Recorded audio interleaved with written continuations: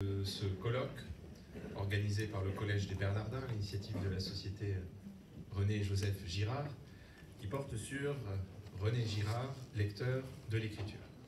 Je suis Alexandre Avril de la société Joseph et René Girard et j'aurai le plaisir de succéder à Félix pour la modération et l'animation de cet après-midi.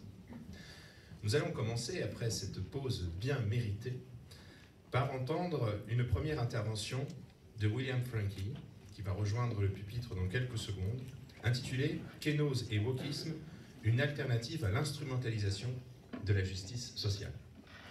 William Franke est professeur de littérature comparée et de sciences religieuses à Vanderbilt University, Nashville, au Tennessee. De 2013 à 2016, il a été professeur de philosophie de la religion à McCoy University. Et l'ensemble de ses recherches et de son travail portent, depuis plusieurs décennies maintenant, sur les rapports entre la littérature et la révélation, en particulier à partir de Dante, à qui il a consacré plusieurs ouvrages. Et sans plus attendre, je lui cède la parole pour 30 minutes d'intervention. Et je vous prie de bien vouloir l'accueillir. Merci.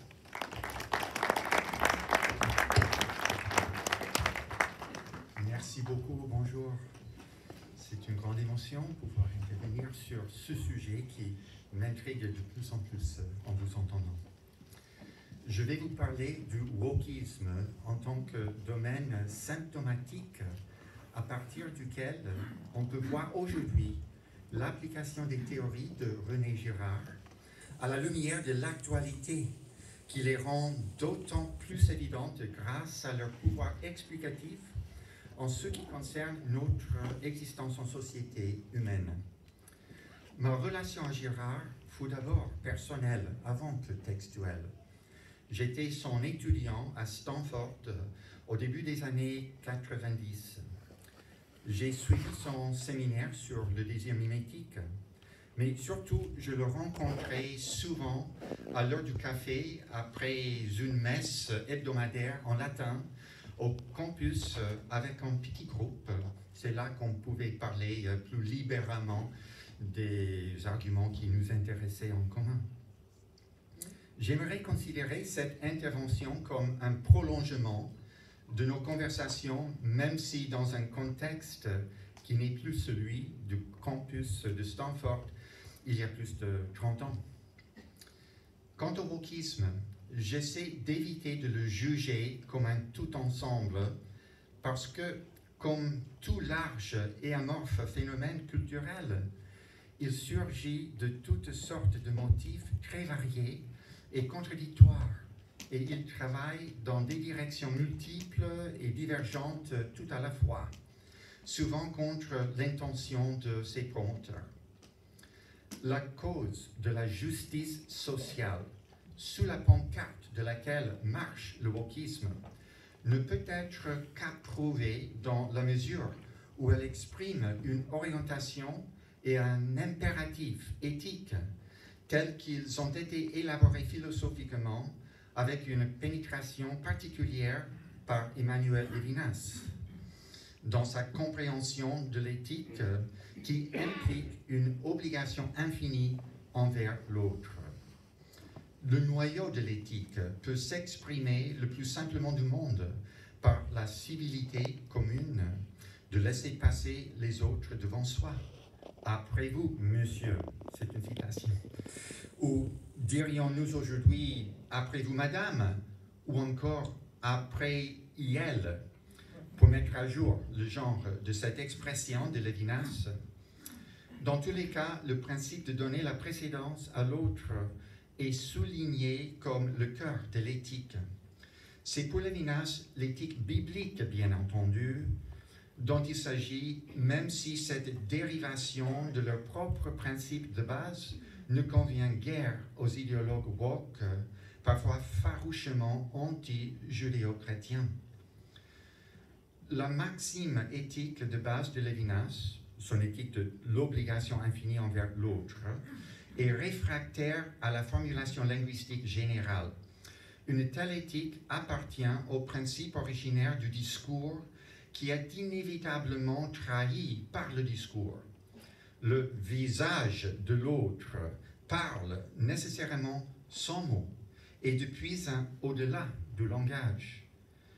Quand le wokisme devient un isme, sans parler d'un discours et d'une idéologie, est-il encore capable d'agir pour faire prendre conscience de l'injustice faite aux autres? Ou est-il susceptible de devenir lui-même une autre forme de dénigrement des identités désignées comme appartenant historiquement à des groupes généralement privilégiés? Je tiens à préciser que mon objectif n'est pas de blâmer ni de vitupérer le wokisme, mais de le comprendre et d'affirmer ce qu'il a de plus précieux, tout en le séparant de ce qui est en lui potentiellement létal. S'il y a un jugement contre le wokisme en général à prononcer, c'est qu'il n'est pas assez woke, pas assez conscient de ses propres partis pris, pas assez comprenant des autres envers lesquels il pourrait être injuste parce que précisément pas complètement éveillé ou woke lui-même, pas suffisamment conscient et soucieux des autres. Une telle prise de conscience complète pourrait impliquer la reconnaissance d'un grand autrui majuscule, dans un sens métaphysique ou religieux, ou du moins reconnaissance des sensibilités d'autrui pour une sorte d'altérité transcendante, laquelle prime parmi beaucoup d'autres peuples et cultures. En tout cas, les obligations de la justice envers les autres, y compris éventuellement les autres espèces, peuvent toujours se faire plus exigeantes. Si le wokisme se caractérise essentiellement par cette conscience des autres, conscience de l'injustice qui découle de leur non-reconnaissance, conscience de la négligence ou du déclassement des groupes minoritaires et marginalisés, nous ne pouvons que l'accueillir en applaudissant. Il y a quelque chose d'incontestablement juste dans la demande de la justice pour tous, sans distinction de classe, de race, de sexe, ni de tout autre descripteur générique. Néanmoins, beaucoup dépend du style dans lequel cette revendication est prononcée et proposée. Le mode d'affirmation des identités minoritaires pratiqué par le wokisme est-il juste envers tous, quelle que soit leur détermination et leurs caractéristiques sociales, ou est-il utilisé comme une arme pour blâmer certaines classes et catégories jugées les grands coupables de l'histoire et de la société? En pratique, certains groupes peuvent se trouver assujettis au rôle du bouc émissaire pour permettre à ceux qui brandissent l'idéologie woke de se présenter, eux, comme des anges vengeurs chargés de la mission de redresser les injustices du passé. Le wokisme, sous certaines formes, ses versions les plus virulentes, distingue les groupes innocents des coupables. Les gens sont divisés comme dans un système de caste, en identité pure d'un côté et impure de l'autre.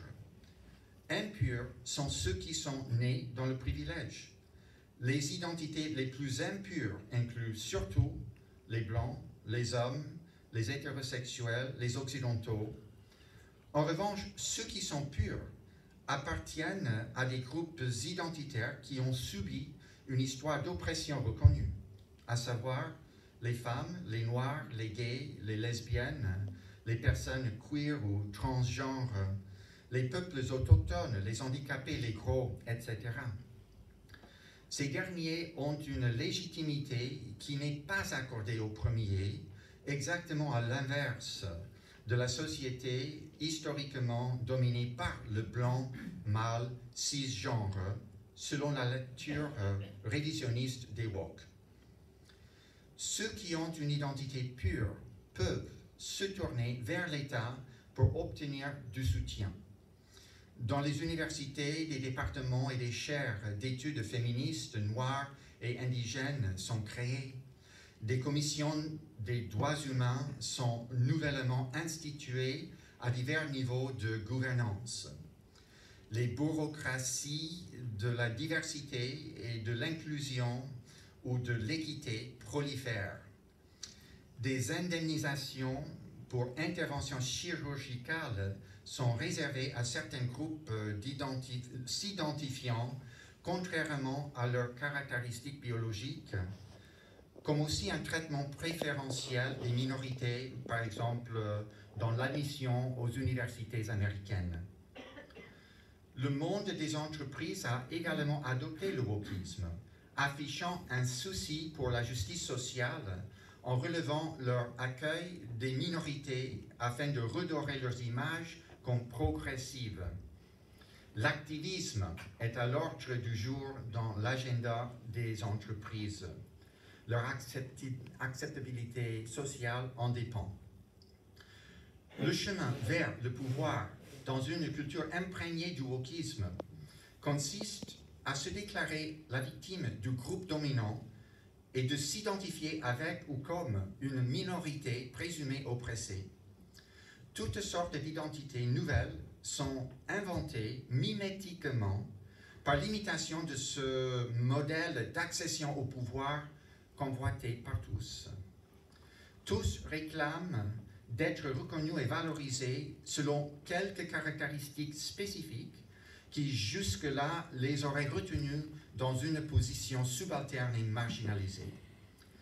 Des droits et la reconnaissance sont maintenant accordés ou du moins revendiqués en raison de critères particuliers qui justifient le droit à un traitement compensatoire qui serait rendu possible en pénalisant les profiteurs historiques des injustices du passé. En effet, chacun désire et aspire d'une manière ou d'une autre à se présenter comme une victime ayant droit à des traitements préférentiels. Dépouillé jusqu'à l'essentiel, la procédure woke consiste à pointer du doigt les torts historiques commis par un certain groupe identitaire, généralement des hommes blancs hétérosexuels occidentaux, et à juger ce groupe comme bénéficiaire d'avantages, comme jouissant d'une prééminence injuste dans la société. Le wokisme traite la blancheur ou la masculinité ou le cissexisme et leur contraire comme des unités, comme des essences monovalentes. Ces étiquettes sont ensuite utilisées pour permettre des jugements de culpabilité ou au moins de privilèges injustifiés et des attributions de droits, des entitlements. Cette abstraction des identités est déjà très problématique et se révèle être une contrefaçon instrumentalisée politiquement, comme Joshua Mitchell l'a démontré. American Awakening, c'est son livre. Les théories de Girard nous permettent une analyse encore plus pénétrante de ce radicalisme prétendument antiraciste, racialisme prétendument antiraciste. Aujourd'hui, nous devenons témoins d'une crise mimétique totale du désir généré par une concurrence rivale plutôt que par la recherche de ce qui est réellement bon pour soi et donc potentiellement bon pour les autres, dans une société et une communauté positivement productive, permettant à tous de s'épanouir ensemble. Le bien est conçu de manière compétitive, plutôt, et donc en rivalité avec les autres individus ou les autres groupes. Conformément à une logique d'isolement du présumé coupable qui est vérifiée depuis très longue date, la seule identité coupable dans le système woke est celle du blanc mâle cisgenre, avec quelques autres ajouts facultatifs. Toutes les autres identités sont représentées comme des victimes de ce seul groupe, et cette unanimité qui désigne le coupable responsable de toute la violence qui afflige la société est moyen pour désamorcer les rivalités parmi les autres groupes, tout en concurrence destructrice, désirant pour eux-mêmes la légitimité qu'ils attribuent à ce groupe perçu comme dominant. Ils en font ensuite leurs victimes en modelant leur propre désir pour la liberté et le pouvoir sur le privilège qu'ils perçoivent comme monopolisé jusque-là par ce seul groupe identitaire. Les hommes blancs cisgenres ne sont certainement pas considérés comme une minorité, mais en tant qu'identité, ils peuvent être constitués en une seule parmi un grand nombre d'identités alternatives de toutes sortes. Cette seule identité en tant que telle peut très bien devenir la victime d'une ruée de tous contre un. Ces supposées prédominances et surpuissances la destinent à ce rôle, comme d'ailleurs les rois d'antan devenus victimes dans l'anthropologie de James Fraser. À première vue, il nous semble peu plausible que des classes aussi nombreuses et si apparemment avantagées que les hommes ou les blancs ou les hétérosexuels puissent subir de la victimisation à la manière du pauvre bouc émissaire isolé.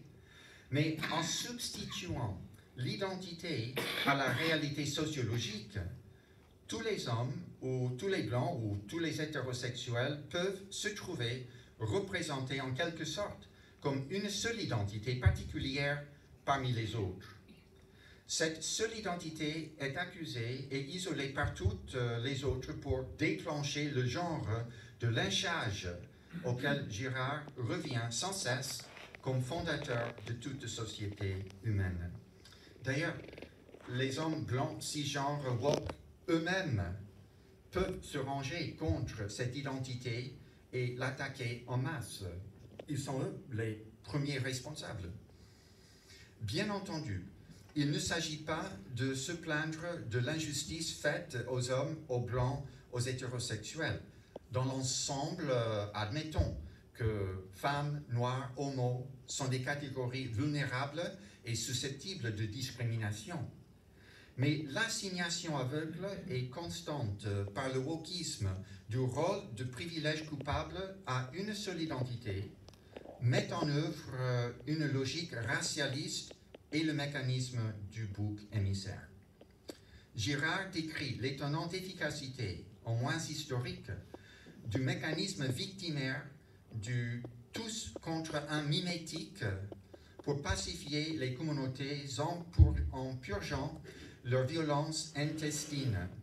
Le mécanisme consiste à passer de tous contre tous à tous contre un. L'analyse documentée de la sociologue Nathalie Heinisch démontre comment les différentes identités minoritaires de la coalition woke se sont retournées les unes contre les autres. Les féministes noires contre les féministes blanches, les féministes différentialistes contre les féministes universalistes, ces dernières revendiquant la justice et la rationalité plutôt que le communautarisme et le sectarisme. Même les néo-féministes se retrouvent désormais contestés par les féministes intersectionnelles. Les identités intersectionnelles en tant qu'hybrides peuvent s'élever au-dessus des groupes supprimés qui les composent afin de s'imposer comme les véritables victimes parmi les victimes et de se comprendre comme victimes même des groupes victimisés. Les porte-paroles transgenres s'opposent aussi bien aux homosexuels qu'aux hétérosexuels. Cette scène montre des signes de dégénérescence vers une guerre généralisée de tous contre tous. De même, les nouvelles formes les plus radicales d'antiracisme désormais décolonialistes ne cherchent pas à surmonter les perceptions et les pratiques racialisées dans la société afin d'affirmer des valeurs et des normes universelles et républicaines. Au lieu de cela, ils font de la race le centre de revendication et font tout pour se battre contre ce modèle de société et ses prétendus bénéficiaires. L'objectif immédiat est d'écraser la domination des hommes blancs cisgenres plutôt que de chercher à partager un pouvoir qui n'auraient aucune référence à la race ou au sexe. Tout ce qui concerne la République et ses idéaux égalitaires est rejeté comme entaché par la culture masculine blanche contre laquelle une nouvelle vague de minorités woke livre bataille. Selon les analyses de Girard, une telle focalisation sur la race et le sexe coupable serait une manière de masquer la rivalité entre ceux qui se sont concertés pour condamner la victime tenue pour coupable. Derrière le consensus sur le coupable se cachent des tensions entre les accusateurs rivaux qui se sont produites par le mimétisme de leurs désirs, des tensions qui sont dissimulées alors que leur propre violence latente mutuelle se déchaîne contre la victime tenue pour responsable d'avoir engendré toute la violence qui gangrène la communauté. Selon Girard, ceci est précisément la fonction et le travail accompli par Satan, tel que la Bible les décrit. Dans les évangiles, cela se manifeste de la manière la plus dramatique dans la passion que Jésus annonce en déclarant « l'heure de Satan est arrivée ». Le rôle de Satan est de semer le désordre et la violence dans la communauté. Le prince de ce monde garde le monde sous son contrôle grâce aux mécanismes de victimisation qui ensuite atténuent les tensions. Le cycle tout entier reste donc gouverné par la puissance de Satan. Girard décrit comment Satan, ou le mimétisme, prend le contrôle des foules hystériques exactement de la manière observée par Heinisch dans certains incidents d'opposition violente, même contre des mouvements normalement d'opposition, mais représentés par des intervenants mâles blancs jugés idéologiquement inacceptables selon des critères woke. Heinisch met en garde contre les tendances totalitaires du wokisme qui aboutissent non pas à un État totalitaire, mais à un totalitarisme d'atmosphère. Une révolution éthique, sociale et politique sous-jacente est en passe aujourd'hui d'exiger une reconnaissance égale pour les minorités et pour tous les groupes subalternes. Elle fait partie intégrante de la profonde autocritique qui a caractérisé et distingué la culture démocratique occidentale de descendance judéo-chrétienne à travers des siècles et des millénaires. Cette base morale du wokisme c'est un levain de vérité qui exige une purge constante de notre tendance trop humaine à nous exempter et à nous protéger de la culpabilité en la projetant sur les autres. Un bouleversement nécessaire et salutaire des complaisances par une remise en question critique des histoires systématiquement biaisées de race, de classe, de genre, est actuellement en cours, alimenté par le wokisme. Des histoires révisionnistes woke ont exposé des horreurs telles que l'esclavage et le colonialisme avec une vivacité très peu connue auparavant et avec le pouvoir de convertir les cœurs et de transformer notre humanité dans ses sensibilités morales et éthiques. Mais cette critique pénétrante risque fort d'être trahie et cooptée dans un autre établissement institutionnalisé qui dissocie les humains, les dressant les uns contre les autres et obscurcissant leurs liens complexes, les séparant en coupables et en innocents, en fonction de leurs identités sociales.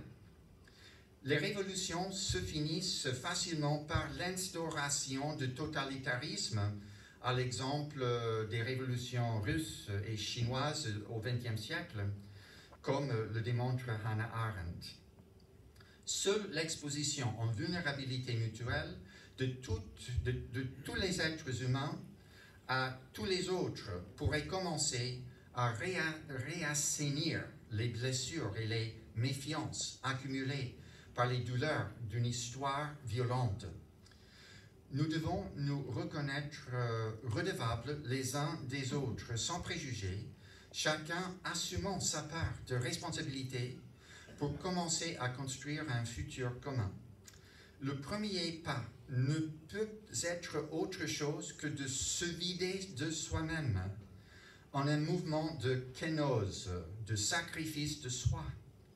Requis pour guérir nos conflits dans le monde d'aujourd'hui est une éthique basée sur l'acceptation de notre vulnérabilité dans un esprit hospitalier d'ouverture et de responsabilité envers l'autre. C'est avouer notre relativité et interdépendance dans des structures organiques de différences ordonnées. Il est en fait utile que certains groupes qualitativement distincts assument la direction et la responsabilité dans certains domaines exigeant des compétences, des talents et des dispositions spécifiques. Cela est nécessaire pour permettre à une société d'éviter de succomber à une crise mimétique généralisée. Nous devons être formés à désirer des choses différentes et valorisés pour différentes capacités afin de ne pas devenir des rivaux ennemis les uns des autres. Ces différences peuvent parfois correspondre à des caractéristiques raciales ou sexuelles ou à d'autres critères identitaires. Ce sont des qualités qui peuvent permettre ou faciliter des engagements de soi authentiques et non pas imitatifs. Par exemple, le don de la différence sexuelle est crucial pour former des couples et des familles dotées d'un noyau de désir complémentaire qui peuvent travailler ensemble dans l'amour plutôt que d'être en perpétuelle compétition pour battre, voire supprimer l'autre. Un tel couplage coopératif ne se limite certainement pas aux couples hétérosexuels, mais ces couples sont dotés quand même de ressources spécifiques pour certaines activités coopératives, notamment pour l'engendrement des enfants. Toutes les identités, bien sûr, auraient quelque chose de valable et d'original à contribuer.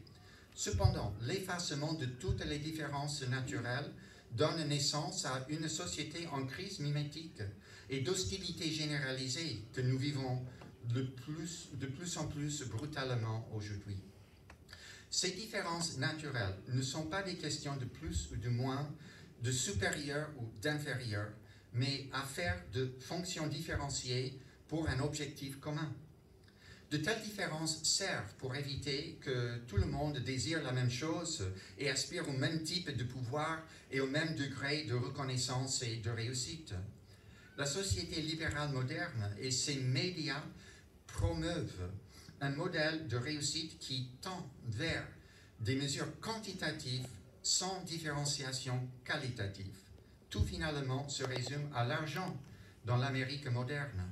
Les différences qualitatives cessent d'avoir de l'importance. Tout est mesuré en termes purement quantitatifs de dollars and cents.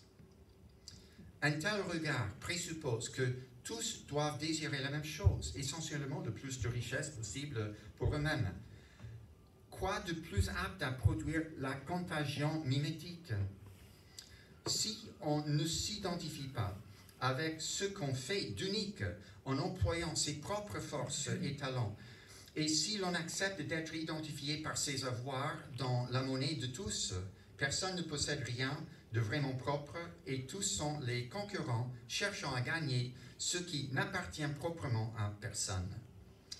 À la lumière des analyses de Girard, des différenciations naturelles ou données sont nécessaires pour éviter la crise mimétique. Mais le wokisme les conteste pour revendiquer l'égalité de tous, ce qui exacerbe cette crise.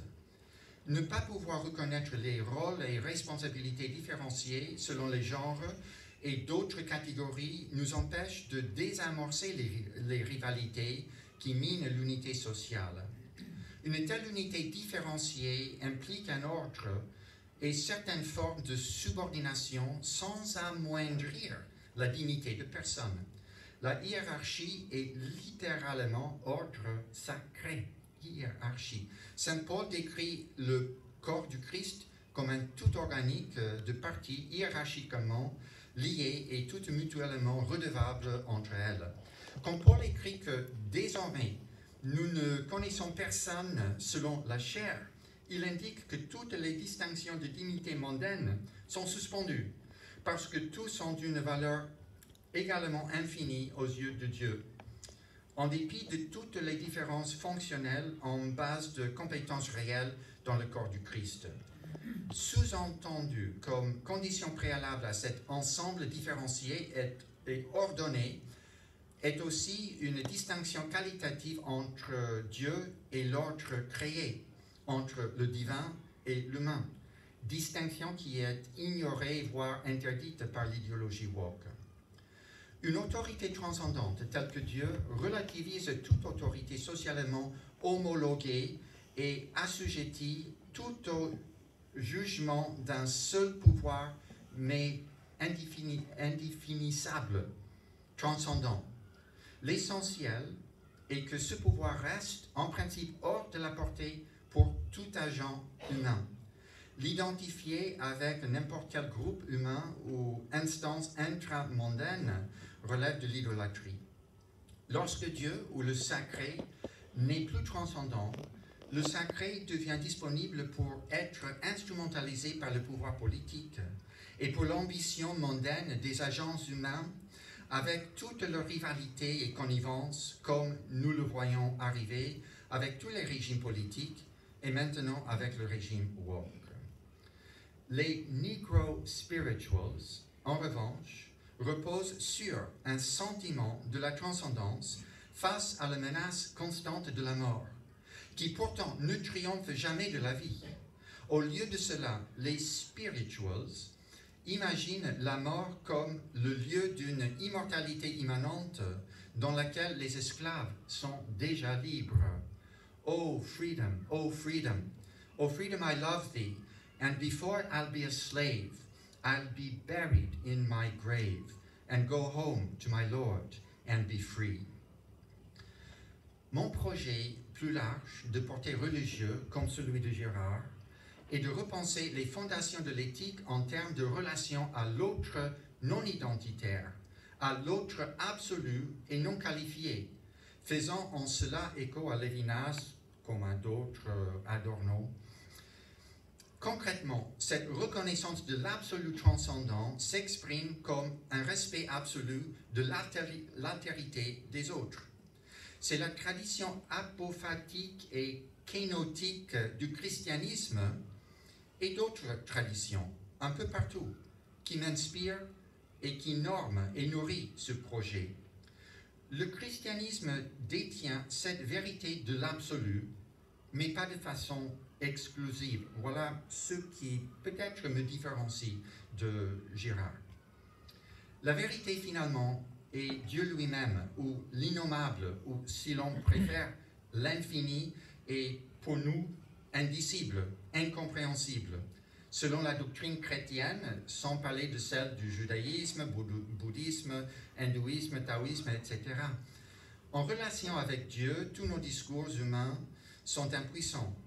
Dans sa vision du triomphe de la croix, Girard atteint précisément une vision kénotique ou apophatique. C'est dans cet aveu de l'impuissance que le christianisme triomphe sur l'hubris humain et ouvre l'espace dans lequel la vérité peut se révéler. C'est déjà ce que je m'efforçais d'exprimer de façon inadéquate lors des débats dominicaux désormais si lointains de Stanford. Merci beaucoup.